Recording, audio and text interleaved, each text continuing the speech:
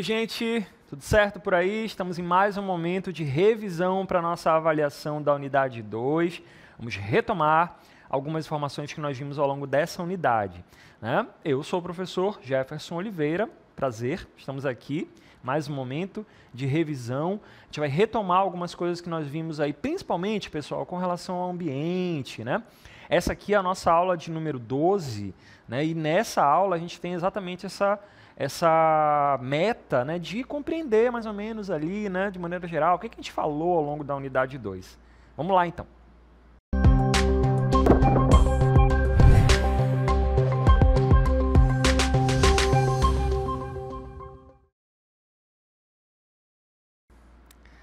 Pessoal, uma das coisas que nós vimos ao longo da unidade 2 foi essa importância das políticas ambientais no território brasileiro, né? Já foi mencionado, nós sabemos, né, que o meio ambiente equilibrado é um direito, né, dos cidadãos brasileiros, né? Está na lei, está na Constituição.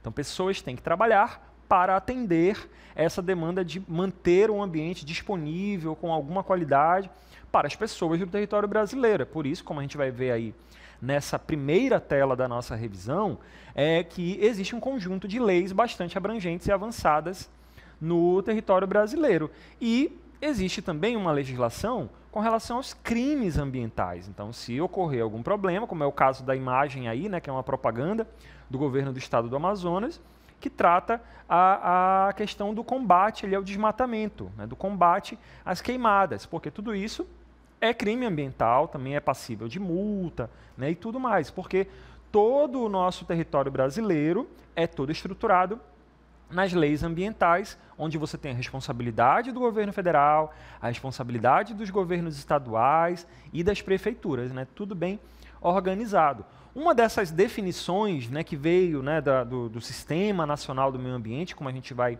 inclusive, revisar daqui a pouquinho, é a definição das unidades de conservação. Esse é o texto oficial lá do ano de 2000, definido pelo governo brasileiro, para aquelas áreas que têm um interesse, né? Temos até aí o texto oficial, né? É um espaço territorial e seus recursos ambientais, incluindo as águas jurisdicionais, com características naturais relevantes, legalmente instituído pelo poder público, com objetivos de conservação e limites definidos sob regime especial de administração, ao qual se aplicam garantias adequadas de proteção. Esse é o texto oficial que trata sobre as unidades de conservação no Brasil. E aí elas, a partir desse texto, as regras foram sendo organizadas aqui no território brasileiro.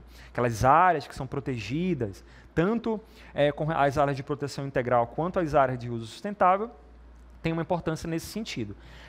Nós vamos ver nessa tela agora, né, vamos rever, na verdade, essas diferenças entre alguns tipos de unidades de conservação. As unidades de proteção integral, como essas que estão aparecendo em verde aí na tela de vocês, são aquelas áreas que realmente não pode ter muita alteração, né, não pode ter exploração ali, econômica, é mais áreas de visitação, né, como é o caso dos parques nacionais, áreas destinadas ali à pesquisa, e olha lá. Por outro lado, a gente tem as unidades de conservação de uso sustentável, essas que aparecem em laranja no nosso mapa do território brasileiro, né, é onde você tem ali um uso sustentável, ou seja, é uma área onde as pessoas que estão naquelas áreas ali estão ocupando e estão extraindo o que tem de bom ali com alguma responsabilidade e sem destruir o ambiente. Tem toda foi resultado de toda uma luta, né, ao longo das últimas décadas no Brasil com relação à definição dessas áreas para serem usadas de maneira sustentável. Vamos continuar verificando novas informações, né, com relação ali à questão ambiental. Tudo isso que a gente falou, como é o caso das unidades de conservação, estão relacionadas ao chamado Sistema Nacional do Meio Ambiente, né, como a gente vai ver agora nessa tela. Esse organograma mostra aí, né, mais ou menos como é que está estruturado, né? A gente simplificou bastante para as nossas aulas de geografia, mas é mais ou menos assim que funciona, né? Quando ele foi criado, lá em 1981, existia até então um órgão superior, né, que é um conselho de governo, que aconselhava literalmente a presidência da República e tudo mais.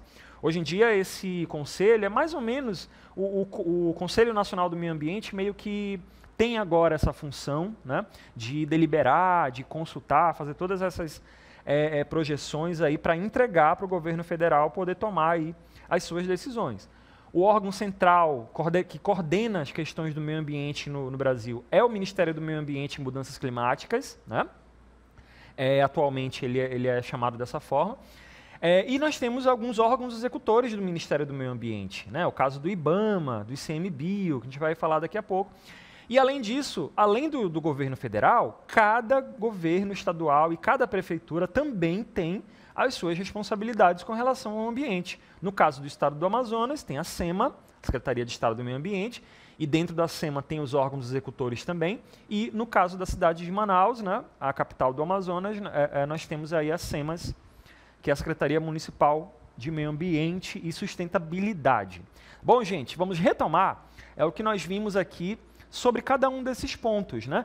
Quando a gente fala do Ministério do Meio Ambiente, que na verdade é Ministério do Meio, agora, né? É Ministério do Meio Ambiente, Mudanças Climáticas, houve toda uma atualização recentemente, né? Ele foi criado lá em 1992, ele era uma secretaria, né, de meio ambiente e agora tem status de ministério, né? Então ele é o órgão central do CISNAM, é ele que organiza ali, define as políticas públicas para o que os estados vão seguir, né? Tem que seguir, né? Como a gente falou, um governo do estado, ele tem que estar alinhado com o que esse governo federal está definindo ali para o meio ambiente, pelo governo federal, né?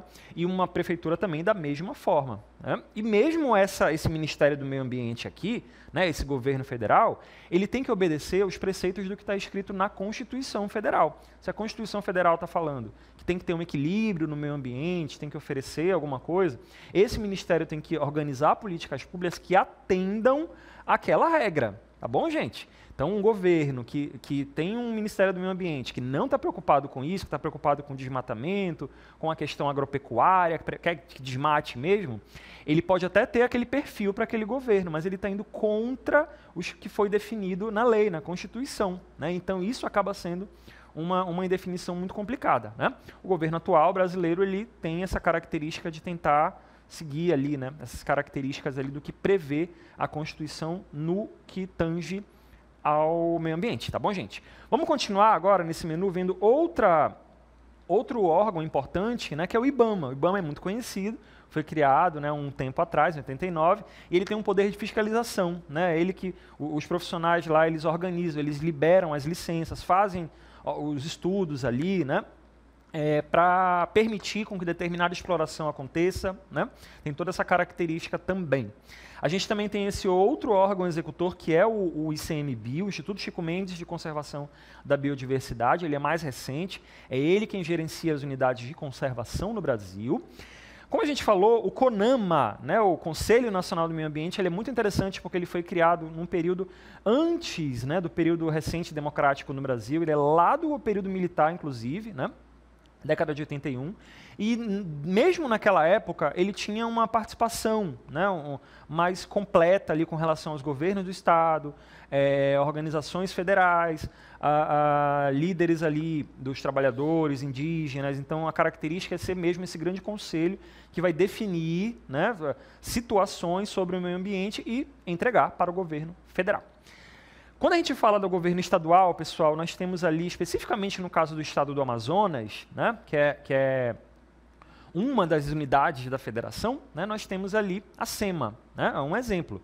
O Amazonas tem o seu, o Paraná tem o seu, Rio Grande do Sul, né, todos eles têm secretarias de meio ambiente que eles devem atuar e definir as políticas públicas dentro de cada estado, né? A Secretaria do Meio Ambiente do Amazonas, ela tem as suas definições dentro do Amazonas, mas ela tem que seguir, né, o que foi definido aqui pela Constituição e pelo Ministério do Meio Ambiente, né? Sempre tem que estar alinhado, né? Não é que é a mesma coisa, porque o Brasil é uma coisa, o Brasil tem vários biomas diferentes, né? Tem características de natureza diferentes, mas o estado do Amazonas tem características específicas, né?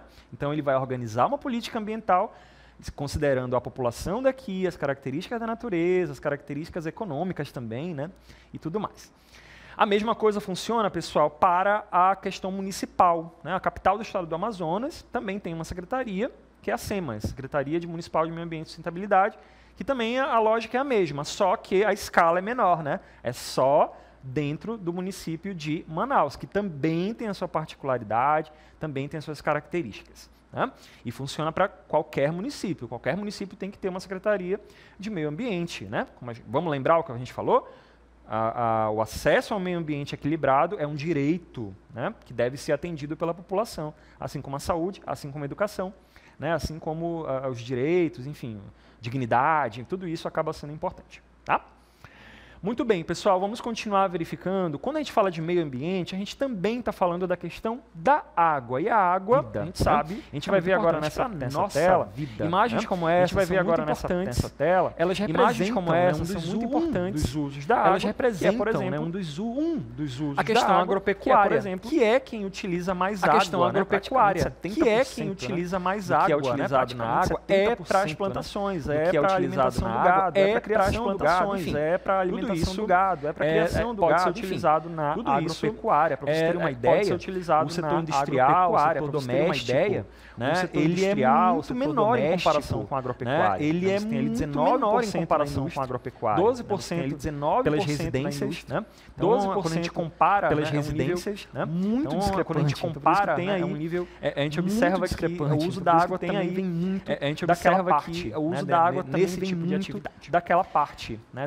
Nesse tipo de atividade. Pessoal, a gente vai continuar verificando agora. Pessoal, a gente vai continuar verificando agora, né, que a água ela tem uma demanda relacionada, né, com a necessidade dos seres humanos, mas uma coisa que é com a necessidade fundamental da gente seres humanos, mas uma coisa que é água fundamental da gente para consumo, é que para essas atividades que a gente falou agora há pouco, para essas atividades que a gente falou agora há pouco, da água, ela não é tão igual assim, da água, ela não é tão assim quando a gente compara, por exemplo, com a água salgada dos oceanos. Olha só, por exemplo, a gente olha a distribuição da água dos oceanos, olha só, cerca de 97% da água de maneira geral está nos oceanos, é água salgada, cerca de 97% está nos oceanos, é água salgada, é uma característica que não dá para consumir, é só 2,5% que não dá para consumir, de água doce, que tem as características próprias presentes de água doce, e a gente tem ali, né, a maioria, a grande maioria da água doce, e a gente tem ali, né, a maioria, a grande maioria da água doce do mundo está sólido, na neve, geleiras, né, muito pouco está presente na questão dos rios e dos lagos, muito pouco está presente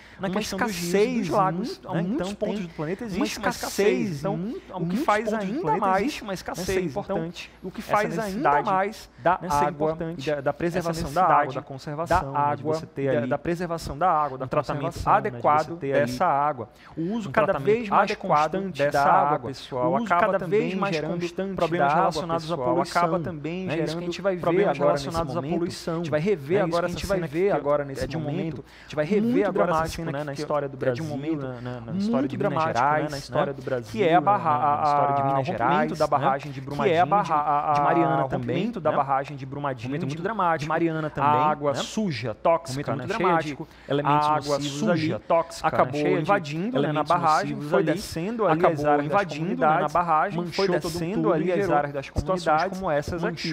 Mas além de acidentes, de tragédias ambientais, mas além de acidentes, a questão ali da própria poluição mesmo, jogar lixo ali da própria poluição mesmo, jogar lixo ali, isso também acaba prejudicando. Igarapé, no Rio, os esgotos das residências também, quando não são bem tratados, também vão embora, quando não são bem tratados, também vão embora. Isso também acaba gerando prejuízo na qualidade dessa água. Isso também acaba gerando prejuízo. Vamos dar uma olhada nessa próxima tela que mostra algumas questões de poluição. A imagem da esquerda, pessoal, que a gente vai a imagem da esquerda, pessoal, que a gente vai... A imagem da esquerda mostra uma área de erosão. E agora a gente está vendo mostra uma área de erosão ali, que é muito representativa, inclusive, que essa área de erosão ali, que é muito representativa, inclusive. Ela serve como exemplo, por exemplo, quando se retira florestas de áreas próximas dos rios. Quando você tira a vegetação de uma área próxima do rio, quando você tira a vegetação de uma área próxima do rio, então o solo acaba ficando muito exposto, acaba saindo daí, o solo acaba desabando. O estado do Amazonas ocorre muito na questão do estado do Amazonas ocorre das terras caídas, da retirada de sedimentos das terras caídas, esses sedimentos vão embora para outra parte esse sedimento acaba embora para outra parte, né, o leito de alguns rios, acaba aumentando a área, o leito de alguns lugares, né? Mas também existem outras situações, né? Não só com relação ao desmatamento, como a gente vai voltar agora, né? Não só a gente vai dar uma olhadinha nessa área da esquerda, que trata exatamente, a gente vai dar uma olhadinha nessa área da poluição na água, que trata exatamente da poluição na água lá no campo. São duas formas, né? Com uso de química. A gente viu ali o desmatamento, e nesse caso duas formas, né? O uso das químicas, dos agrotóxicos, e nesse caso aqui ali a contaminação dessa água devido a isso. Tem ali a contaminação desses elementos para garantir a plantação. Você mistura esses elementos para garantir de pragas, mas ao mesmo tempo a água que foi usada de pragas, né? Mas perde ali a água que foi usada, ela perde ali, ela no solo, ela vai no leito, ela infiltra no solo, ela vai e acaba sendo, né, prejudicial. E acaba sendo outra situação com relação à poluição, gente, que é muito também outra séria. Outra situação com relação à poluição, gente, que é muito também séria. Poluição que é séria com relação à água, né, de maneira geral. Poluição que é séria com relação à água, né, de maneira geral. Além da própria qualidade da água nas cidades, ela prejudica de modo visual. Da própria qualidade da água nas cidades, ela prejudica de modo visual. Mostra uma área urbana, né, que mostra ali tá toda poluída. Uma área urbana. Como que aconteceu uma imagem toda poluída? Uma imagem dessa? Como que aconteceu uma imagem dessa? Uma imagem dessa é resultado, né, de dessa forma, uma série de resultado, né, você tem ali uma série de provavelmente são pessoas que jogam lixo aí porque não tem um esquema de saneamento básico aí, porque não tem áreas que não tem um básico, por exemplo, serviço de coleta de áreas que não tem um adequado uma área de coleta de lixo, pode acontecer também uma área como essa, das próprias pessoas que vivem acontecer também. Das próprias pessoas que realmente não têm a responsabilidade, né? Realmente não tem a responsabilidade, que é problema da prefeitura, é problema complicado a gente dizer que é problema da problema do presidente, problema, não coisa que é, tem gente que inventa até que é problema meio da cidade, interior da cidade e tal, meio da cidade, interior da cidade, tem todo um conjunto de fatores, quando na verdade você tem que ter todo um conjunto de fatores, não deixam imagens que não fazem, não deixam imagens como essa não fazem, então os rios acabam recebendo o esgoto das residências, então os rios acaba recebendo o esgoto das residências, acaba recebendo das indústrias, por exemplo, com produtos mais químicos das indústrias, por exemplo, atividades de tratamento, e isso acaba gerando atividades de tratamento, situações como essa, isso acaba gerando também situações como essa, é muito comum a gente ver, pessoal. Rios que, pessoal, de cidades muito urbanizadas, grandes metrópoles, totalmente urbanizadas, grandes metrópoles, prejudiciais, totalmente uma possibilidade de contato dos seres humanos com essas áreas, de contato, e por incrível que pareça, com essas áreas, e por incrível que pareça, ao invés de tentar enfrentar o problema, minimizar, ao invés de tentar enfrentar o problema, a gente observa que ocorreu o contrário, houve muitos serviços, que ocorreu o contrário, atividades, por exemplo, houve muitos serviços de canalização do leito, atividades, por exemplo, você de canalização do leito desse desaparece com aquele rio ali, ele fica embaixo, desaparece com aquele rio ali, ele fica embaixo de uma área, avenida, esse rio acaba sendo escondido, vira uma avenida e pronto, acaba sendo resolvido, vira uma avenida e pronto, tá tudo escondido, problema resolvido, na verdade ainda é escondido ali, mas a gente observa, né, que ainda é comum algumas situações ali que é reflexo algumas situações de uma tentativa de pelo menos diminuir a questão visual, de uma tentativa de pelo menos diminuir a questão visual. Deve ter poluição foi pensado dessa forma, né? Já que a questão foi pensado dessa forma, né? Já que a poluição desse rio não conseguiu, né? Vamos tentar pelo menos reduzir.